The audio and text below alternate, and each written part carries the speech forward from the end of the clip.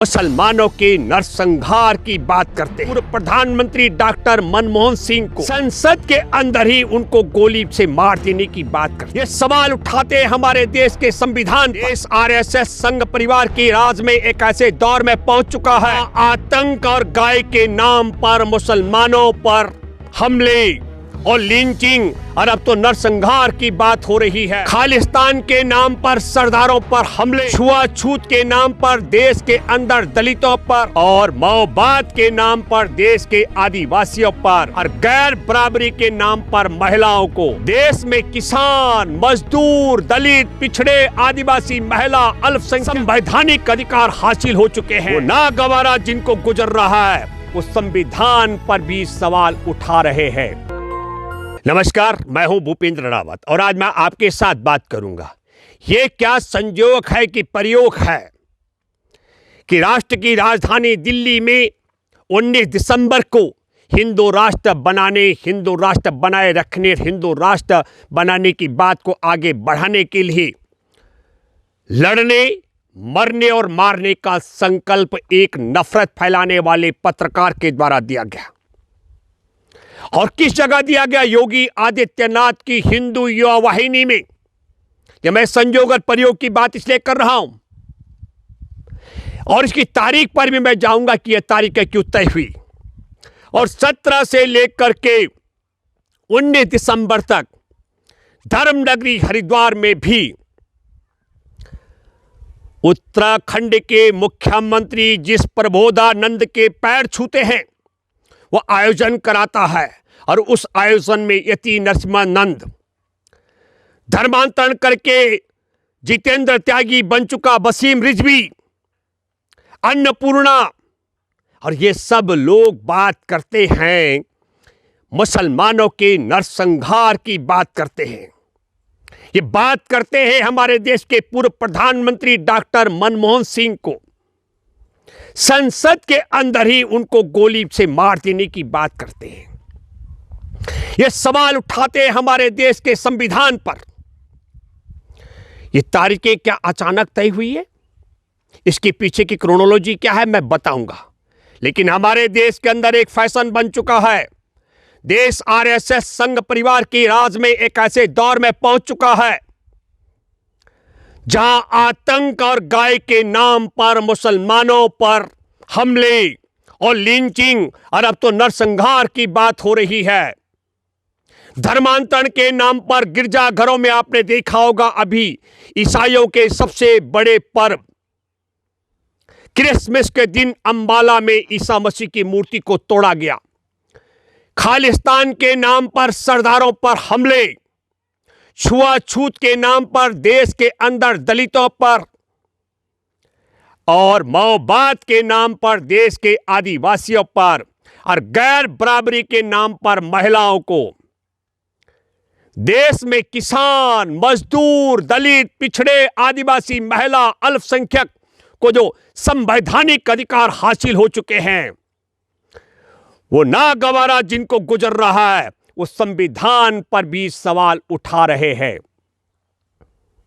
और ये सब लोग, मैं ये कहना चाह रहा हूं, जो घोर मुस्लिम विरोधी हैं, वही संविधान विरोधी हैं और वही लोग देश में राष्ट्रपिता महात्मा गांधी को विभाजन का अपराधी बताते हैं, जबकि हमारे देश में देश की आज़ादी की जंग में गोरों की मुखबिरी करने वाले और मुस्लिम लीग के साथ मिलकर देश का विभाजन कराने वाले वही लोग हैं जो आज देश में संविधान पर सवाल उठा रहे हैं, मुसलमानों के नरसंहार की बात कर रहे हैं। सरदार मनमोहन सिंह को संसद के अंदर ही मिटा देने की बात कर रहे थे, गिरजाघरों पर हमले करा रहे हैं धर्मांतरण के नाम पर।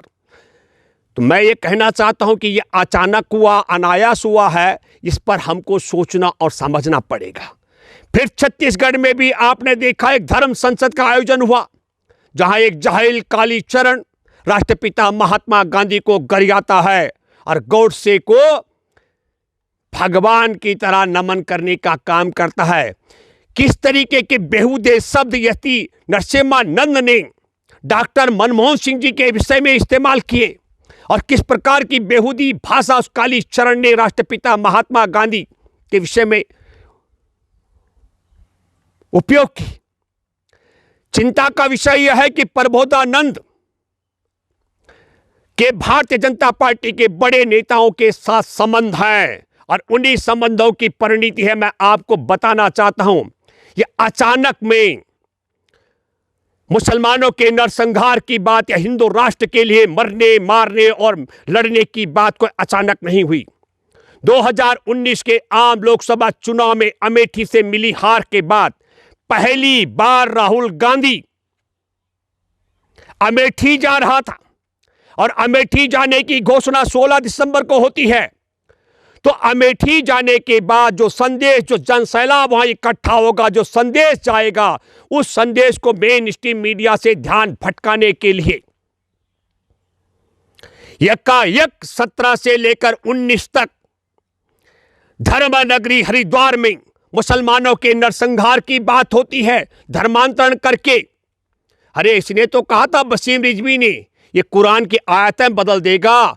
खुदा ने तो इसका घर द्वार बाप तक बदल डाला। और मैं एक बात कहना चाहता हूं, वो कह रहा था कि 20 साल में मुसलमान देश पर कब्जा कर देंगे। इस पूरी भाषा पर आपको मैं इसलिए कहना चाहता हूं कि जो संदेश अमेठी से, और मैं कोई अचानक नहीं कर रहा हूं, 8 नवंबर 2016 को नोटबंदी होती है और नोटबंदी के बाद हमारे देश के बैंकों के तमाम कैशियर जिन्होंने बड़ी मोटी रकम बैंकों में जमा की, जबकि उनके पास साधन नहीं थे, सीमित साधनों के कारण नकली नोट भी आए थे। उन नकली नोटों की वापसी को लेकर के भी वो भरपाई जब करनी पड़ी, लेकिन रिजर्व बैंक ने उसका खुलासा नहीं किया कि 500 और 1000 की नोटबंदी के बाद कितने नोट वापस आए थे।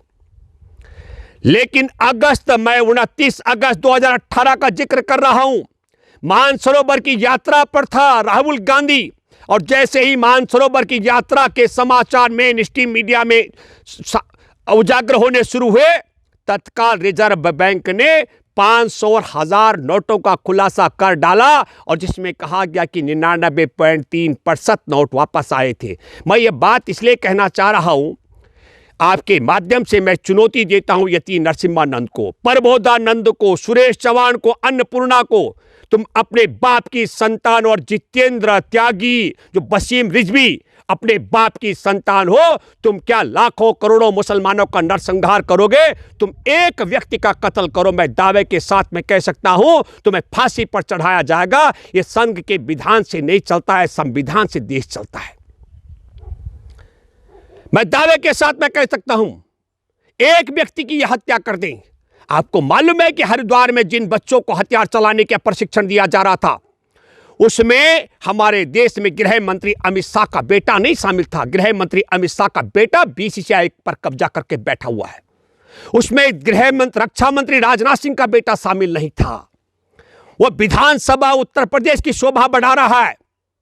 मोदी ने अपनी पत्नी का त्याग कर दिया, उसके तो घर में चूहा पैदा नहीं हुआ। लेकिन भारतीय जनता पार्टी के बड़े नेता अपने संतानों को राजनेता बना रहे हैं, उद्यमी और व्यापारी और IAS बना रहे हैं, और देश के किसान, आदिवासी, मछुआरे, दलित और गरीबों के बच्चों को दंगाई बनाया जा रहा है और कहा जा रहा है हम हिंदू राष्ट्र बनाएंगे। कैसा हिंदू राष्ट्र? में 3 बड़े उदाहरण। देश संविधान से चल रहा है। हमारे देश में राष्ट्रपति रामनाथ कोविंद जी जो दलित परिवार से हैं, उनकी अपनी पत्नी सहित वो जगन्नाथपुरी के दर्शन करने के लिए गए थे। 18 मार्च 2018 का मैं जिक्र कर रहा हूं। जगन्नाथपुरी में मंदिर के गर्भगृह पहुंचने पर हमारे देश के महामहिम राष्ट्रपति रामनाथ कोविंद जी, उनकी धर्मपत्नी सविता कोविंद जी, सेवाकारों ने धक्के मारे, और जब धक्के मारे गर्भगृह में उन पर, तो 19 मार्च 2018 को राष्ट्रपति भवन ने आपत्ति पत्र भेजा। जिला अधिकारी थे पुरी के अरविंद अग्रवाल।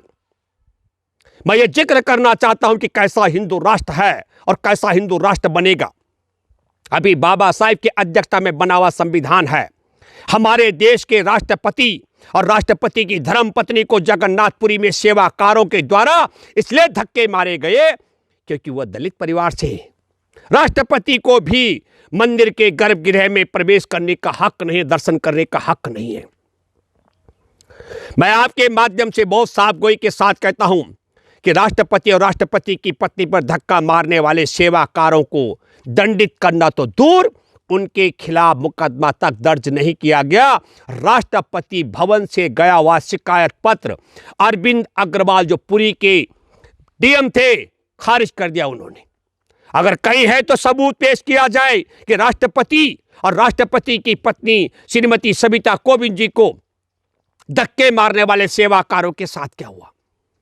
मैं दूसरा जिक्र करना चाहता हूं, आपके माध्यम से आपको बताना चाहता हूं कैसा हिंदू राष्ट्र। गुजरात के कच्छ के बचाऊ थाना क्षेत्र का मैं जिक्र कर रहा हूं, नेर गांव का, जहां 26 अक्टूबर 2021 को राम मंदिर के प्राण प्रतिष्ठा का कार्यक्रम आयोजन चल रहा था और उसमें एक दलित परिवार के शामिल होने पर पूरे परिवार को किस तरीके से वहां की महिलाओं को, वृद्धों को और उनको पीट पीट करके अधमरा किया गया, ये जमाना जानता है। मैं तीसरा जिक्र करना चाहता हूं भोजन माता का उत्तराखंड में दिसंबर 2021 का मैं जिक्र कर रहा हूं, चंपावत जिला का, जहां पर सरकारी माध्यमिक विद्यालय में मध्याह्न भोजन बनाने परोसने वाली दलित महिला को नौकरी से निकाल दिया गया क्योंकि सवर्ण जाति के बच्चे उसके हाथ का भोजन नहीं ग्रहण करते। मैं ये सवाल इसलिए करना चाहता हूं, इसको मैं आपके सामने इसलिए सवाल खड़े कर रहा हूं कि वसीम रिजवी हिंदू बनते हैं तो सीधा ब्राह्मण त्यागी बनाए जाते हैं। और यही नहीं, हमारे हिंदू देश में हिंदुओं के खिलाफ, देश के भाईचारे के खिलाफ, देश के संविधान के खिलाफ, देश के लोकतंत्र के खिलाफ, देश में मुसलमान, सिख, ईसाई, बौद्ध, जैन, पारसी, किसानों के खिलाफ, आदिवासी मछुआरों के खिलाफ जो हिंदुत्व की ब्रिगेड है उसका नेता बन जाता है जितेंद्र त्यागी बन करके। और हमारे देश का राष्ट्रपति बनने के बाद भी देश का दलित मंदिर के गर्भगृह के दर्शन नहीं कर सकता है, पत्नी से धक्के मार दिए जाते हैं और कानून काम नहीं करता है। तो कैसा हिंदू राष्ट्र बनाना चाहते हैं जिसमें सरदार डॉक्टर मनमोहन सिंह प्रधानमंत्री रहे। इन हिंदुत्ववादियों को कितनी नफरत है। वो हरिद्वार में कह रहे थे हमारे हाथ में बंदूक होती हम संसद के अंदर गोली से उड़ा देते। तो मैं आपके माध्यम से मैं हैरान हूं, हमारे देश के प्रधानमंत्री नरेंद्र मोदी, मैं आपको बताना चाहता हूं मिस्टर मोदी कि दुनिया के देशों में 3 करोड़ 10 लाख भारतीय नागरिकता हासिल कर चुके हैं।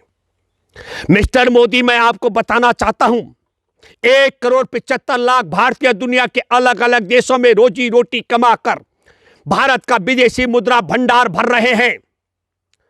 अगर उन देशों में जहां 3 करोड़ 10 लाख भारतीयों ने नागरिकता हासिल कर दी, उन देशों में भी अगर वसीम रिजवी की तरह जितेंद्र त्यागी बन करके नफरती बीज पैदा हो गए हों, दीपक त्यागी जो यति नरसिम्हानंद बन चुका है, पत्रकारिता के नाम पर सुरेश चौहान, और मैं कहना चाहता हूं उत्तराखंड के मुख्यमंत्री के पैर छूते प्रबोधानंद की तरह का नफरती बीज उन देशों में भी पैदा हो गए, तो हमारे देश के जो एनआरआई 3 करोड़ 10 लाख लोग हैं उनके मान और सम्मान और उनकी आजीविका को कितना नुकसान पहुंचेगा, यह सोचने का विषय है।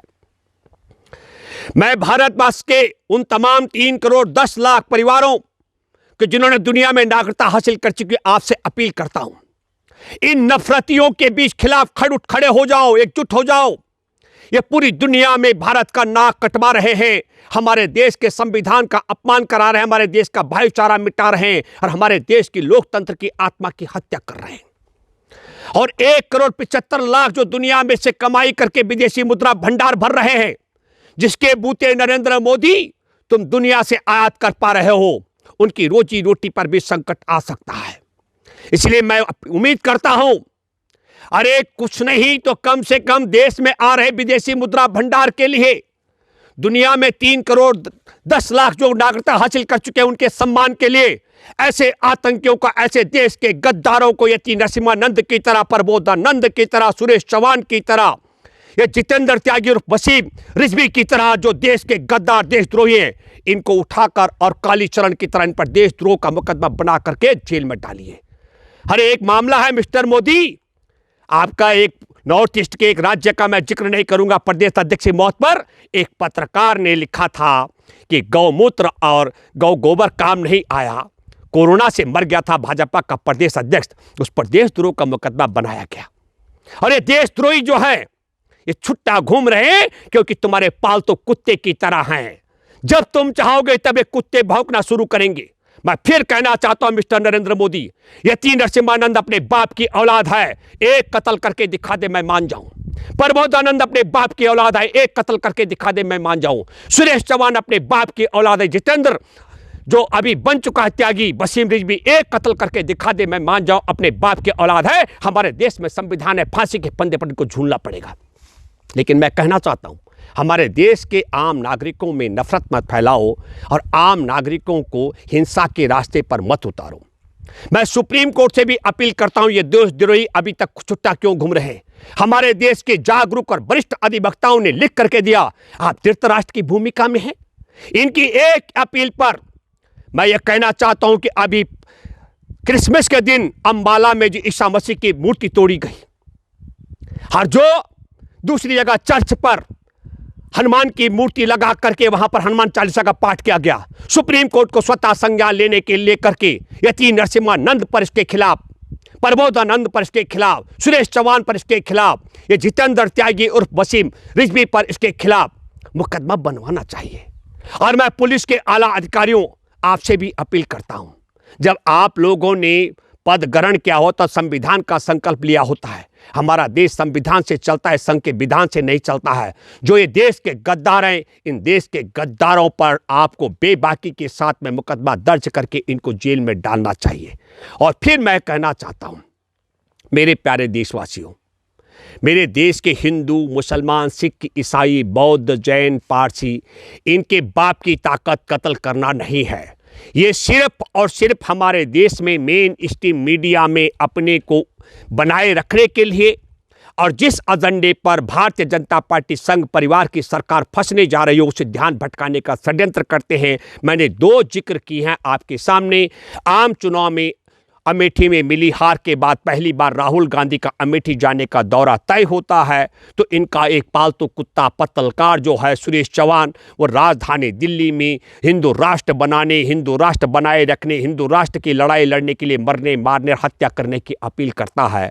और ये धर्म नगरी वहाँ पर जाकर हरिद्वार में किस तरीके से मुसलमानों का नरसंहार करने की बात करते हैं। और सरदार मनमोहन सिंह जी जो हमारे देश के और दुनिया की इज्जतदार और देश के प्रधानमंत्री रहे लगातार 2 बार, उनका भी कत्ल करने की बात करते हैं। इनके बाप की ताकत न सरदार मनमोहन सिंह जी को कत्ल करने की है, न नरसंहार मुसलमानों का करने की है। लेकिन ये मैं जानता हूँ मेन स्ट्रीम मीडिया से ध्यान भटकाने का षड्यंत्र है। और मिस्टर नरेंद्र मोदी, ध्यान भटकाने के लिए कुछ अच्छे काम करो और ऐसे देशद्रोहियों का सहारा लेना बंद करो। मैं आखिरी बात कहना चाहता हूँ, सुरेश चौहान, जितेंद्र त्यागी उर्फ वसीम रिजवी, यति नरसिम्हानंद, दीपक त्यागी और प्रबोधानंद के बाप की ताकत नहीं है जो हमारे देश के संविधान के खिलाफ बोल सके, नरसंहार की बात कर सके, अगर उसको हमारे देश में संघ परिवार की साई न हो।